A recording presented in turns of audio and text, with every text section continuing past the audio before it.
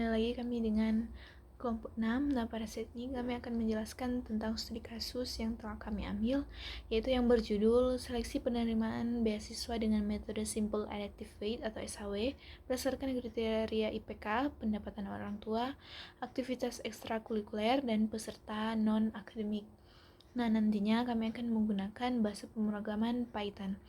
Nah, sebelum itu saya akan memperkenalkan anggota kelompok saya. Nah, dengan saya sendiri, Fabiola Zefanyanes dengan NIM 22024191. Yang kedua ada Wayan Glendi Sukarya dengan NIM 22024028. Dan yang terakhir ada Lawrence Manompil dengan NIM 22024038. Nah, tanpa berlama-lama, kita langsung masuk saja ke penjelasannya. Baik, nama saya Lawrence Rafael Manompil dengan NIM 22024038. Judul studi kasus, Seleksi Penerima Beasiswa dengan metode Simple Adaptive Weighting SIAW berdasarkan kriteria IPK, pendapatan orang tua, aktivitas ekstrakurikuler, dan prestasi non-akademik. Alasan pemilihan program ini dirancang untuk membantu dalam proses seleksi beasiswa yang sering kali melibatkan banyak calon penerima dengan latar belakang berbeda. Dengan menggunakan 4 kriteria utama, yaitu indeks prestasi, kumulatif, IPK, pendapatan orang tua, aktivitas ekstrakurikuler, dan prestasi non-akademik. Seleksi ini memudahkan panitia beasiswa untuk mengidentifikasi kandidat yang paling memenuhi syarat secara objektif dan transparan. Setiap kriteria memiliki bobot yang mencerminkan tingkat kepentingannya dalam menentukan kelayakan penerima beasiswa, sehingga dapat membantu dalam menyaring kandidat terbaik yang paling memenuhi kebutuhan dan persyaratan beasiswa. Metode yang digunakan program ini menggunakan metode Simple Adaptive Weighting SIAW untuk menilai dan memberi peringkat pada calon penerima beasiswa. Metode SIAW dipilih karena kemampuannya dalam mengakomodasi berbagai kriteria penilaian dan bobot yang berbeda-beda. Dalam kasus ini, SIAW memungkinkan setiap kandidat untuk diberi nilai yang mencerminkan kinerja keseluruhan mereka berdasarkan bobot dan skala dari masing-masing kriteria, menghasilkan peringkat yang jelas untuk membantu menentukan kandidat terbaik. Hubungan program dengan metode Simple Adaptive Weighting. Metode Simple Adaptive Weighting SIAW digunakan dalam program ini dengan cara menormalisasi setiap nilai kriteria dari kandidat beasiswa. Nilai normalisasi ini kemudian dikalikan dengan bobot dari setiap kriteria yang diberikan, dan hasilnya dijumlahkan untuk menghasilkan skor total SIAW bagi setiap kandidat. Skor ini merepresentasikan tingkat kecocokan kandidat berdasarkan penilaian menyeluruh terhadap kriteria yang telah ditetapkan kandidat. Dengan skor tertinggi dianggap sebagai yang paling memenuhi syarat untuk menerima beasiswa. Dengan metode SIAW, program ini menghasilkan keputusan seleksi yang lebih terstruktur dan matematis dalam menentukan kandidat beasiswa terbaik berdasarkan kriteria yang telah ditentukan. Sekian dari saya, terima kasih. Halo guys, kembali lagi dengan saya, Fabiola Zefanyanes. Nah, pada saat ini saya akan menjelaskan tentang codingan yang kelompok kami telah buat. Nah, untuk pada baris 1 sampai baris ke-8, di sini adalah mendefinisikan bobot untuk setiap kriterianya. Nah, bagian ini mendefinisikan bobot atau tingkat kepentingan untuk setiap kriteria seleksi. Nah, pada saat ini dengan IPK diberikan bobot 0,4 karena dianggap paling penting, selanjutnya pendapatan orang tua diberi bobot 0,3, sedangkan aktivitas ekstrakurikuler dan prestasi non-akademik diberikan bobot 0,15. Nah, total bobot seluruh kriteria harus 1 atau 100% untuk memastikan proporsionalitasnya. Selanjutnya, pada baris ke-9 sampai baris ke-22. Ini adalah fungsi input data kandidat yang meminta pengguna memasukkan data kandidat beasiswa.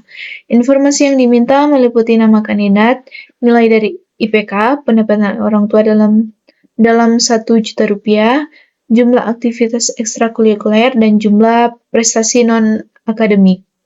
Nah, data tersebut nantinya akan disimpan dalam bentuk dictionary, dan setiap elemen diberi label sesuai dengan kriterianya.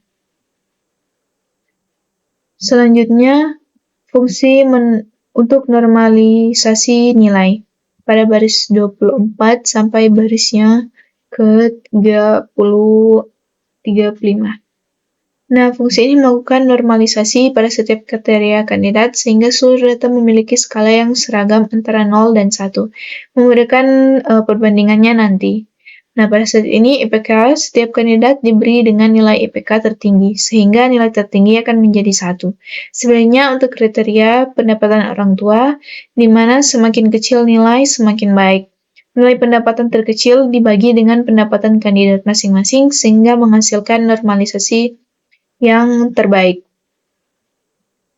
Selanjutnya, fungsi untuk menghitung skor SAW setiap kandidat. Nah, fungsi menghitung skor ini akan menghitung skor akhir setiap kandidat berdasarkan metode yang kita gunakan, yaitu adalah SAW.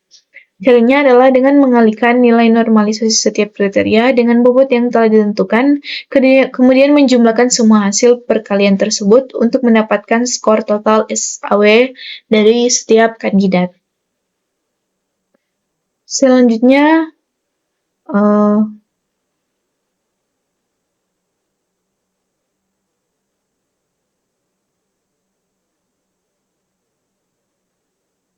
untuk menghitung skor SAW setiap kandidat yang tadi, fungsi untuk selanjutnya yaitu adalah fungsi utama untuk seleksi beasiswa.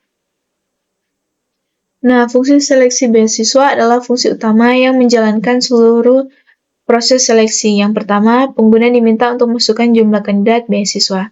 Yang kedua, fungsi input data kandidat dipanggil berulang kali untuk mengumpulkan data setiap kandidat yang kemudian disimpan dalam list kandidat list. Selanjutnya,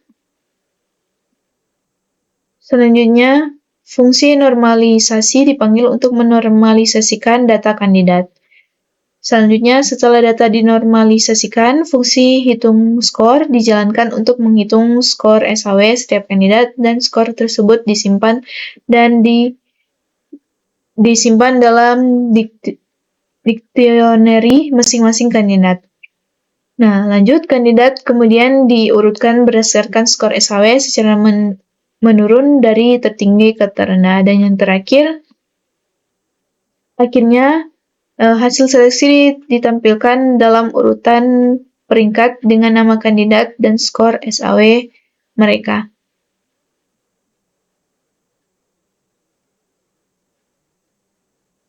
Nah, untuk yang terakhir yaitu adalah mengeksekusi program.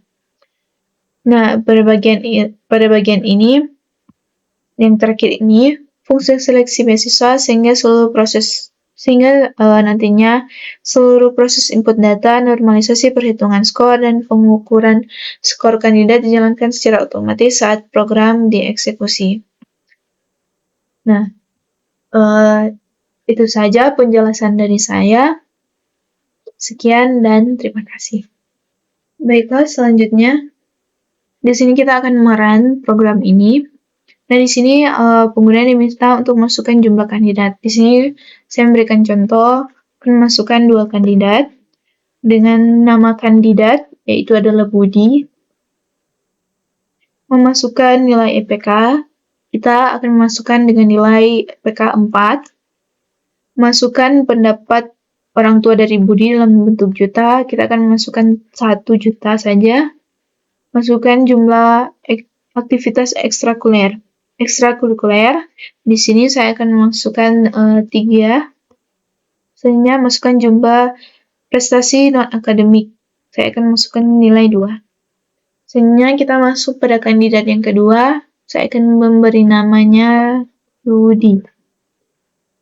dengan IPK, saya akan masukkan 3, pendapatan orang tua dalam bentuk juta 1, masukkan jumlah aktivitas ekstrakurikuler, saya akan masukkan nilai 2, dan prestasi non-akademik 1. Nah, di sini akan menampilkan hasil seleksi beasiswa, yaitu Budi dengan skor 1,00000, sedangkan Trudy mendapatkan skor 0,7750. Dengan demikian, yang akan mendapatkan beasiswa yaitu adalah Budi karena memiliki skor yang tertinggi. Nah, sekian dulu dari penjelasan kami. Terima kasih. Nah, sekian dulu dari penjelasan kelompok kami. Jika ada kesalahan kata ataupun tutur kata yang kurang berkenan, mohon maaf dan see you in the next video. Bye-bye.